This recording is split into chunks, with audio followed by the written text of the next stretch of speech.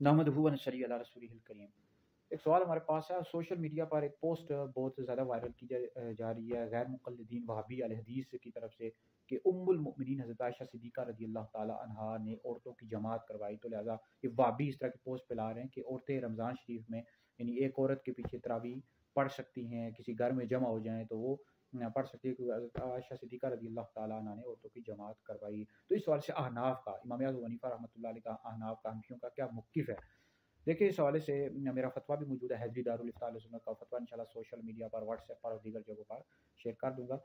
तो सबसे पहली बात याद रखें कि ये शुरू इस्लाम में था, बाद में मनसूख हो गया। जैसे कई चीज़ें थी जो शुरू इस्लाम में थी, बाद में मनसूख हो गई, ख़त्म हो गई, ठीक है? जैसे कि रफ़अ यदैन किया जाता था शुरू इस्लाम में, बाद में मनसूख हो गया, ख़त्म हो गया। तो इसी तरह और कई मामलात हैं। तो उम्मुल मोमिनीन हज़रत आयशा सिद्दीक़ा रज़ी अल्लाह ताला अन्हा ने शुरू इस्लाम में औरतों की जमात करवाई, ठीक है जी? बाद में मनसूख हो गया, ख़त्म हो गया। इलाउ सुनन में मौजूद है, रिवायत है कि मौला अली मुज़ार रज़ी अल्लाह ताला अन्हु ने फरमाया कि औरत इमाम नहीं बन सकती। और इसी तरह फतावा आलमगीरी में है कि औरत का दीगर औरतों की जमात करवाना फ़राइज़ और नवाफिल उसमें मकरूह है। तो अहनाफ के नज़दीक है औरत का जमात करवाना मकरूह तहरीमी है, ठीक है जी? यानी जायज़ ही नहीं है। यानी औरत घर में ही नमाज़ अदा करे, चाहे तरावी हो या दीगर नमाज़ें हो, घर में ही अदा करेगी। इस तरह औरतों की जमात नहीं करवा सकती।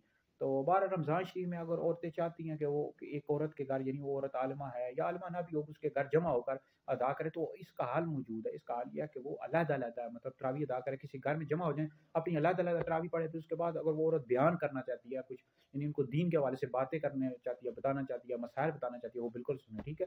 पर्दे के साथ चली जाए औरत, औरतें चली जाए किसी एक औरत के घर में, वहाँ जाकर अलग-अलग तरावी पढ़ लें और फिर उसके बाद वहाँ उस औरत से दीन की बात सुन लें, मसाइल सुन लें, तो ये ठीक है। अलबत्ता ये जमात नहीं करवा सकती, जमात औरत के लिए है ही नहीं, वो अलग-अलग पढ़ेंगी, ठीक है जी?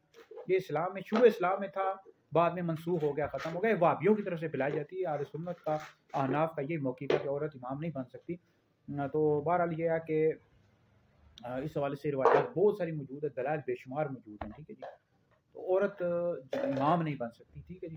अब कई चीज़ें ऐसी हैं इस्लाम में जो औरतों के लिए हैं ही नहीं, ठीक है? अब जैसे कि जुमा, ये मर्दों पर फ़र्ज़ है, औरतों पर फ़र्ज़ ही नहीं है। अब इसकी बेशुमार हिकमतें, आपको पता है जुमा वाले रोज़ जैसे मर्दों का पेशगी करना, घर के काम काज होते हैं जुमे के वाले रोज़, तो वो औरतें वो अदा करें, ठीक है? जुमा औरतों पर फ़र्ज़ ही नहीं है, इसका इमामत भी नहीं है औरतों के लिए।